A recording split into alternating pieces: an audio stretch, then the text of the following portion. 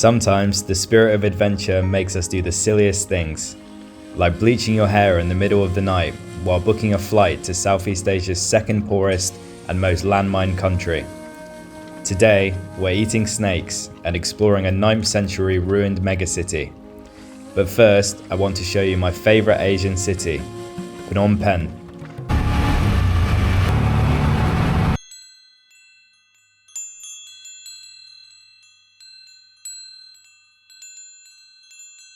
Sometimes, the mundanity of adult life can get you down. I love Phnom Penh because it makes me feel alive. There's something unexpected around every corner here. It's exciting. I felt like a fish out of water. A sweet, herbaceous bowl of Khmer rice noodles quenched my thirst and calmed my nerves. On the way back, I thought about how less than 50 years ago, this entire city lied empty. Urban populations were deemed corrupted by leader Pol Pot. They were relocated to labour camps in the countryside, where they were starved and worked to death. Pot's fever dream to build a utopian agrarian society killed up to 3 million Cambodians.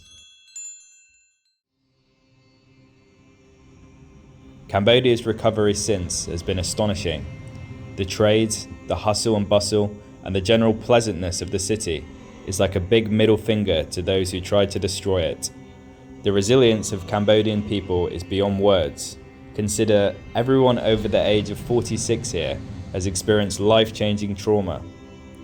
In a search for a more positive story of Cambodian history, I headed to the National Museum.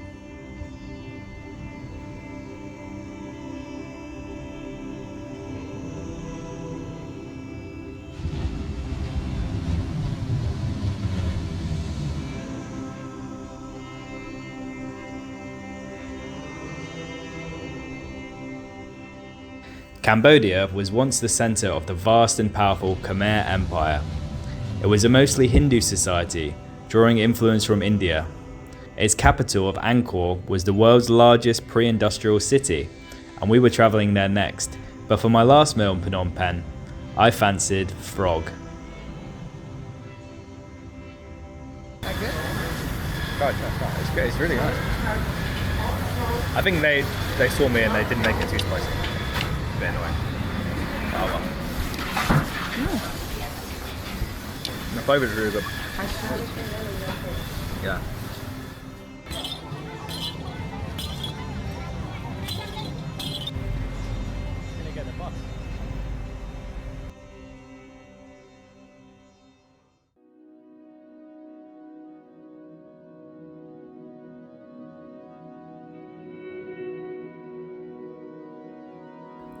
We took a comfy bus through the night and arrived in Cambodia's second city. The name Siem Reap is a reference to the kingdom of Siam, known today as Thailand, and Reap means defeated. So Siem Reap basically means we defeated Thailand, which is both fantastic banter and also a reference to a real battle that happened in 1560.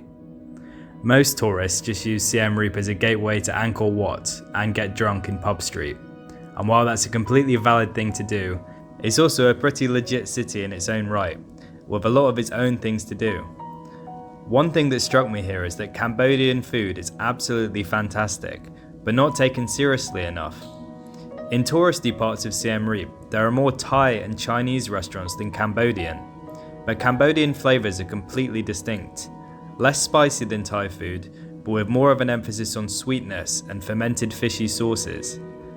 There's also some interesting cultural fusion going on with some dishes, like the French-inspired lok lak, which has a beef, onion and kampot pepper base with the addition of fish sauce and bird's eye chilies.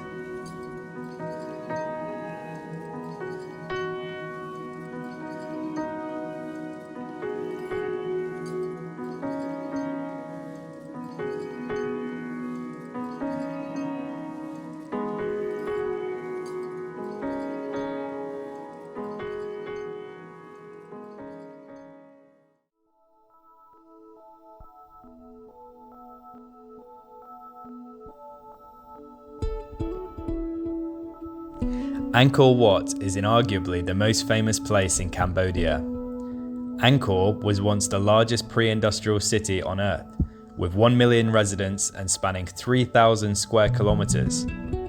It was the pearl of the Khmer Empire and boasted an advanced canal system and raised roads for ox carts and elephant chariots. The Khmer were a religious society, so inside their giant city they needed a giant temple, Angkor Wat, or Angkor Temple. Angkor Wat was built to be a microcosm for the entire universe. It was initially a Hindu temple, dedicated to Vishnu, but was later converted to Buddhism. The iconic spires are references to Mount Meru, a sacred 5-peaked mountain that symbolizes the center of the universe. The surrounding moat represents a cosmic ocean from which all was born and in which all is reflected.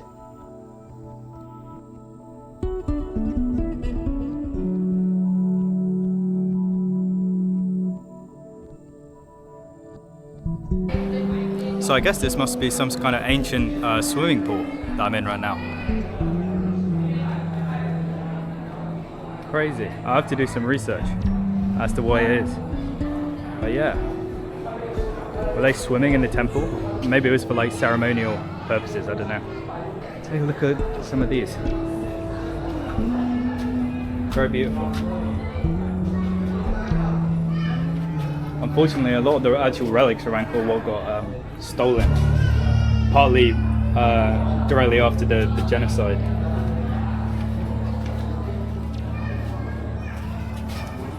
See, this one's been split in half, and the nose, I guess, has been fixed.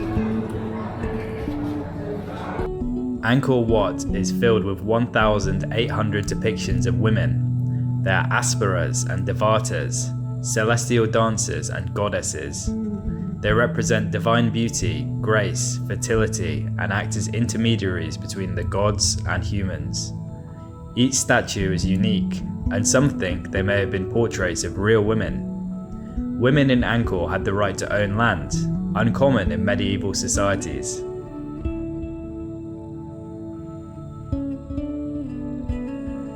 Angkor is busy, with about 2.6 million visitors per year, but is also enormous.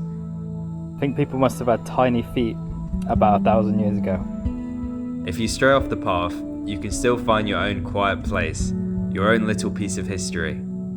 In the peace and stillness, you can hear the walls whispering to you.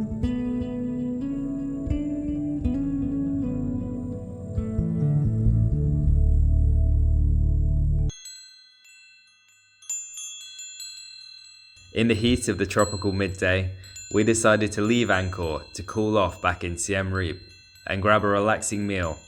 At least that was the plan, until I saw something unusual on the menu. I saw this on the menu, and I just couldn't resist. It's a fried snake. I had snake fruit yesterday, and I got the real thing. I'll let you know how it tastes.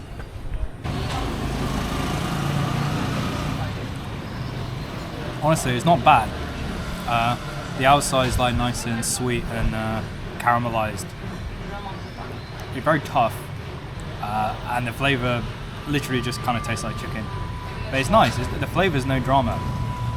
Once you go over the fact that it's a snake. See how the meat's kind of stringy. Very stringy meat. The flavour is good. So I think this is some kind of fermented fish and pork and rice.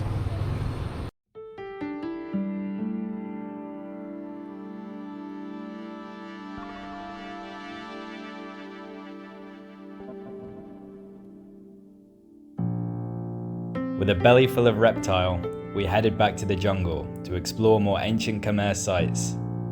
Contrary to popular belief, Angkor Wat was never actually lost or swallowed by the jungle, or rediscovered by French explorers. Local villagers always knew they had an enormous mega-temple in their backyard. They just didn't make much of a big deal about it, and nobody particularly cared to ask them.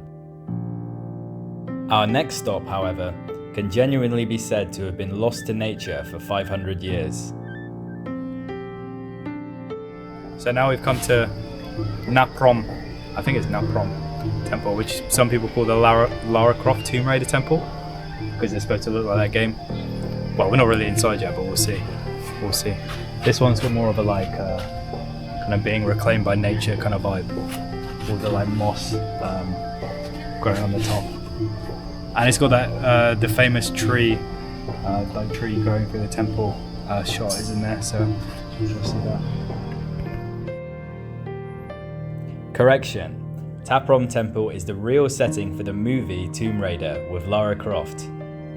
It was built in the year 1100 by King Jayavarman VII as a Buddhist temple and university. The mummy's boy that he was, he dedicated the whole temple to his mother, and many of the statues and Buddhist idols bear her face.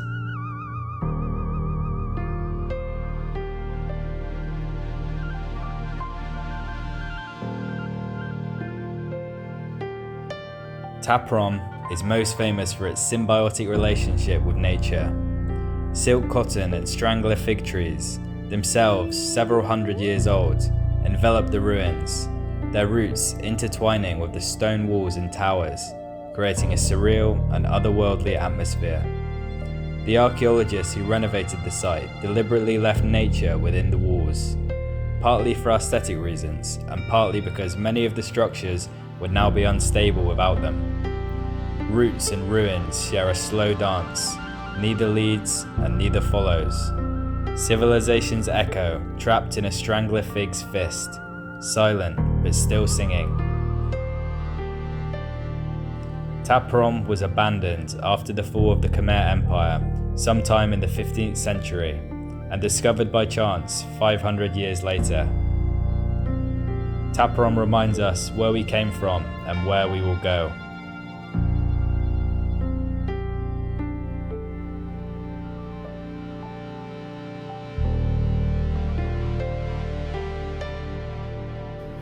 Amazing news. I found an ancient toilet.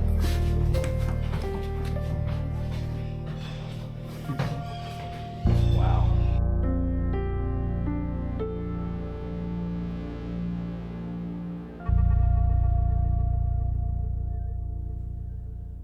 If you've made it this far, thanks for watching. This is still a small and new channel, so a like and a comment can help me a lot with this silly YouTube algorithm. Subscribe for more.